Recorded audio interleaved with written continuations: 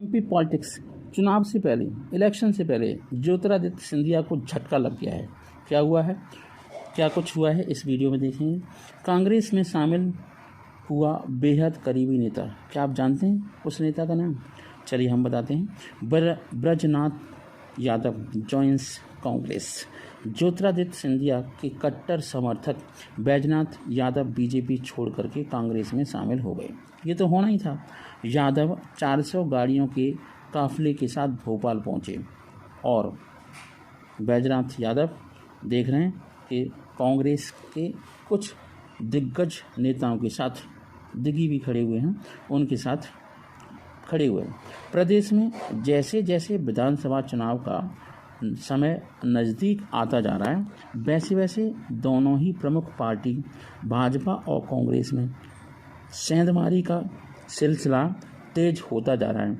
अब कांग्रेस ने भारतीय जनता पार्टी में सेंधमारी की है। केंद्रीय, ये तो पॉलिटिक्स है, कुछ भी हो सकता है। केंद्रीय मंत्री ज्योतिरादित्य सिंधिया के समर्थक बैजनाथ यादव ने आज बुधवार को अपने सैकड़ों समर्थकों के साथ भाजपा को छोड़ कांग्रेस का दामन थामा है। उन्हें पीसीसी चीफ कमलनाथ ने कांग्रेस की सदस्यता दिलाई है। बता दें कि बैजनाथ यादव केंद्रीय मंत्री ज्योतिरादित्य सिंधिया के कट्टर कह सकते हैं समर्थक माने जाते हैं। जब ज्योतिरादित्य सिंधिया कांग्रेस को छोड़कर भाजपा में शामिल हुए थे, तब बैजनाथ यादव भी उनके साथ कांग्रेस को छोड़कर भाजपा में आ गए थे। लेकिन अब बैजनाथ यादव का सत्ताधारी दल भारतीय जनता पार्टी से मोह भंग हो गया है और आज 14 जून 2023 को उन्होंने पूर्व मुख्यमंत्री दिग्विजय सिंह, पूर्व केंद्रीय मंत्री अरुण यादव, विधायक जयवर्धन सिंह की प्रेजेंस में कांग्रेस की सदस्यता ले ली है। पीसीसी चीफ कमलनाथ ने उन्हें कांग्रेस की सदस्यता दिलाई है, कांग्रेस के मेंबर बन गए। बता दें, बैजनाथ यादव मूलतः कांग्रेसी नेता हैं, लेकिन साल 2020 में सत्ता परिवर्तन के दौरान बैजनाथ यादव भी तत्कालीन कांग्रेस नेता ज्योतिरादित्य सिंधिया के साथ भारतीय जनता पार्टी में शामिल हो गए थे। बैजनाथ यादव की पत्नी कमला यादव शिवपुरी जिला पंचायत अध्यक्ष रह चुकी हैं। चर्चा है कि बैजनाथ यादव की स्थानीय पार्टी भारतीय जनता पार्टी के नेताओं से पटरी नहीं बैठ रही है, विचारधारा अलग है। यही वजह है कि उन्होंने सत्ताधारी दल भारतीय जनता पार्टी को छोड़कर कांग्रेस का दामन थामा है। 400 गाड़ियों के साथ दिखाया दम। बता दें कि एक दिन पहले ही मंगलवार को सिंधिया समर्थक बैजनाथ यादव ने भारतीय जनता पार्टी में प्रदेश कार्य समिति सदस्य सहित सभी पदों से इस्तीफा देकर पुष्टि कर दी थी कि अब वे भाजपा में नहीं रहेंगे और एक दिन ही बुधवार को उन्होंने कांग्रेस का दामन थाम लिया है। इस दल बदल दौर के दौरान बैजनाथ यादव ने अपनी ताकत का भी एहसास कराया। लगभग 400 गाड़ियों के काफिले के साथ बैजनाथ यादव ने अपने समर्थकों के साथ राजधानी भोपाल स्थित पीसीसी कार्यालय पहुंचे और कांग्रेस की सदस्यता ग्रहण कर ली। उसके मेंबर बन गए, एसोसिएट बन गए। जय हिंद, जय भारत, सद्बुद्धि दे। आरएस पंजाब दे खालिस्तानी समर्थक अमृतपाल सिंह को पनाह देने वाले की जिंदगी और मौत के बीच जंग जारी है। खांडा को तो आप जानते ही होंगे, उसके शरीर में जहर बन गया है। हुआ क्या है, इसको विस्तार से बताते हैं। खालिस्तानी समर्थक अमृतपाल सिंह की न्यूज के अनुसार हम बताना चाहते हैं आपको कि आतंकी अवतार सिंह खांडा आतंकवादी है, पूरी तरीके से देशद्रोही है, भारत के खिलाफ एजेंडे चलाता है कि हालत नाजुक बताई जा रही है। बुरे कर्म का बुरा नतीजा, उसे लंदन में लाइफ सपोर्ट सिस्टम पर रखा गया है। अवतार खांडा को ब्लड कैंसर है, जिसकी वजह से उसके पूरे शरीर में जहर फैल गया है। अब क्या करेंगे? वारिस दे पंजाब मुखिया अमृतपाल सिंह जेल की सलाखों में हैं। वारिस पंजाब दे के मुखिया अमृतपाल सिंह को फरारी के समय पनाह दिलाने वाले आतंकी अवतार सिंह खांडा की हालत नाजुक बताई जा रही है। अभी वो लंदन में लाइफ सपोर्ट सिस्टम पर जिंदगी और मौत के बीच जंग लड़ रहा है। अवतार सिंह खांडा पर लंदन स्थित भारतीय दूतावास के बाहर से तिरंगा उतारने का भी आरोप है। अवतार सिंह खांडा को ब्लड कैंसर है, जिसकी वजह से उसके पूरे शरीर में जहर फैल गया है। हालांकि ज़्यादा बिगड़ने की वजह से उसे लाइफ सपोर्टिंग सिस्टम पर रखा गया है। ये क्या होता है? IUC में। इसे तो नली निकाल दो, काम बन जाएगा। आपको बता दें कि पिछले कुछ समय से UK में जो खालिस्तानी सपोर्टर हैं, उनकी मांग है कि और उनका प्रमुख खांडा ही है और खांडा की ही देन है, उसने ही सींचा है, ठीक है, अपने खून से। अब उसका खून हो गया है पानी। खांडा पिछले कुछ समय से काफ़ी एक्टिव नज़र आ रहा था। खांडा खालिस्तान लिबरेशन फोर्स की लंदन इकाई का प्रमुख भी है, चीफ है। वो आतंकवादी कुलवंत सिंह खुखराना का बेटा है। KLF आतंकी खांडा ने खालिस्तान की मांग उठाने वाले प्रतिबंधित संगठनों को एक करने का प्रयास किया है।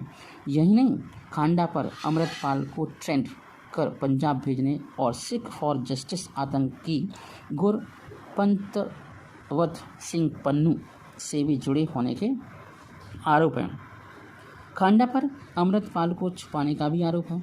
अमृतपाल सिंह खालिस्तानी समर्थक अमरपाल सिंह खांडा पर वारिस पंजाब के प्रमुख है ना को पालने पोसने का भी आरोप है। और आपको बता दें कि पंजाब पुलिस की कार्रवाई के दौरान अमृतपाल 37 डेज बाद अरेस्ट किया गया था और इस दौरान खांडा ने अपनी स्लीपर सेल की मदद की थी। इसके अलावा सुरक्षा एजेंसियों का मानना है कि खांडा टॉप खालिस्तानी आतंकी जगतार सिंह तारा और परमजीत सिंह पम्मा का भी करीबी है। देखते हैं क्या होता है। जय हिंद, जय भारत। बोलते रहो, भारत को कोई नहीं हिला पाएगा। इंडो पाक रिलेशन। PM मोदी की वजह से पाक का सपना नहीं हो पाएगा पूरा, ये कहना है हिना रब्बानी खार का। अब देखते हैं। पाकिस्तान ने भारत में पुलवामा हमले के बाद पाकिस्तान के जितनी भी टेररिस्ट ऑर्गेनाइजेशन हैं उनके साथ एक गठबंधन कर रखा है। खासकर भारत ने पाकिस्तान के साथ बिजनेस बंद कर दिया इस मुद्दे को लेकर, क्योंकि आप जानते हैं कि भारत ने पुलवामा हमले के बाद से पाकिस्तान के साथ हर तरह के संबंध ख़त्म कर दिए थे। और इसी मुद्दे को लेकर हिना रब्बानी खार ने बात की है।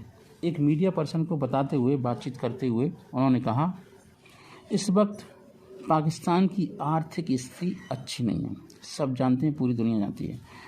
PM शहबाज शरीफ की सरकार लगातार इंटरनेशनल मॉनिटरी फंड IMF से $6.5 मिलियन के बेल आउट पैकेज को भी फाइनल करने की कोशिश कर रही है, लेकिन अभी तक कोई बात नहीं बन पाई है।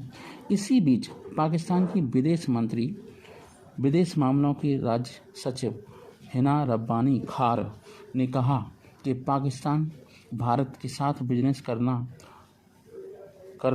तो चाहता है, लेकिन PM मोदी के होते ऐसा हो पाना संभव नहीं है। पहले आप सब टेररिस्ट एक्टिविटी को रोकिए। आप हर दिन तो टेररिस्ट एक्टिविटी करते हैं और कहते हैं वहीं से कि पाकिस्तान के साथ साथ भारत को भी आप मुस्लिम राष्ट्र बनाएंगे। ये क्या है? ये फालतू की बकवास क्या है? इसमें तो रोस्टिंग होनी चाहिए पूरी तरीके से। पाकिस्तान की विदेश मामलों की राज्य सचिव हिना रब्बानी का घड़ियाली आंसू आप देख रहे हैं। उन्होंने कहा कि अमेरिकी वेबसाइट पॉलिटिको को एक इंटरव्यू देते हुए कहा कि हम भारत के साथ बिजनेस को दोबारा से शुरू करने का स्वागत करेंगे। इसका मतलब क्या है? पहले आप POK को खाली करो। जब तक POK खाली नहीं होगा तब तक कोई व्यापार नहीं होगा। फिलहाल PM मोदी के रहते ऐसा हो पाना मुश्किल है और आज PM मोदी की ही ताकत है जो इससे टक्कर ले रहे हैं। भारत के वाणिज्य और उद्योग राज्य मंत्री अनुप्रिया पटेल की एक रिपोर्ट के मुताबिक भारत पाकिस्तान के बीच अप्रैल और दिसंबर 2022 के बीच $1.35 मिलियन बिलियन डॉलर का बिजनेस हो पाया था, जबकि पाकिस्तान के सबसे करीबी दोस्त चीनी पाकिस्तान भाई भाई, पहले चीनी हिंदुस्तान भाई भाई था, अब चीनी पाकिस्तान भाई भाई, और किसी दिन पाकिस्तान हो जाएगा चाइना का। इससे इंडिया को खतरा है, इसलिए इंडिया को भी थोड़ा सा सोचना समझना पड़ेगा। दोस्त चीन के साथ भारत का बिजनेस 87 मिलियन डॉलर का था। अब देखिए क्या अंतर है, कितना बढ़िया अंतर है। भारत एक हिंदू राष्ट्रवादी प्रशासन हिना रब्बानी कह रही हैं। हिना रब्बानी खान ने भारत के साथ संबंधों को बहाल करने पर बात करते हुए कहा कि हमारे और भारत के बीच बिजनेस ही एक ऐसा रास्ता है जिसे संबंध सुधर सकते हैं। हालांकि हिना रब्बानी ने भारत पर हमला करते हुए कहा वो जवानों का ही हमला कर सकते हैं, मतलब मुंह से बकवासी कर सकते हैं और तो कुछ कर नहीं सकते। आज तक कुछ उखाड़ नहीं पाया। वहाँ एक हिंदू राष्ट्रवादी प्रशासन है और जो भारत में हिंदू और मुसलमानों के बीच बंटवारा करने पर यकीन रखती है। अरे बंटवारा कर तो लिया था 75 साल पहले, अभी बंटवारा करना है, अब तो लात मार के भगा देंगे। उन्होंने कहा कि भारत की मौजूदा सरकार के साथ कुछ भी सही नहीं हो सकता है। वहाँ विशेष लोग सत्ता में काबिज हैं, मतलब और क्या। आपके यहाँ पर भी तो है, क्राइसिस क्यों हो गई? आपके यहाँ पर भी तो है एक धर्म के लोग, फिर क्यों क्राइसिस हो गई? इसका मतलब धर्म से कुछ नहीं होता, सिर्फ होता है नियत से। आपकी नियत में ही खोट है, चोर हैं आप लोग। उन्होंने समस्याओं का हल निकालना नहीं आता, वो सिर्फ समस्या को भड़काते हैं। अरे इस प्रकार के विवादित बयान दे करके आप क्या साबित करना चाहती हैं? जो इंडिया का स्टैंड है कभी नीचे नहीं जाएगा। हाल के महीनों में पाकिस्तानी और राजनेताओं ने भारत के खिलाफ विवादित बयान दिए हैं, काफ़ी ज़्यादा। पाकिस्तानी विदेश मंत्री बिलावल भुट्टो जरदारी ने 2002 में सांप्रदायिक दंगों के बीच के संदर्भ में पीएम मोदी को गुजरात का कसाई कहा था। अरे कसाई तो आप लोग हैं, हर दिन जानवरों को काटते हैं। आप अपने कसाईपन को देखिए, और आपको तो टीटीपी सुधार करेगा, टीटीपी से सुधार होगा आपका। इसके बाद भारतीय विदेश मंत्री सुब्रमण्यम जयशंकर ने पाकिस्तान को आतंकवाद का एपिसेंटर कहा था। हालांकि भारत का रुख पाकिस्तान को लेकर बिल्कुल साफ है। पहले क्रॉस बॉर्डर टेररिज्म को बंद करिए। भारत चाहता है कि पाकिस्तान अपनी आदतों में सुधार लाए और एक अच्छे पड़ोसी बनने की कोशिश करे। हो तो नहीं, कोशिश ही कर लो। जय हिंद, जय भारत।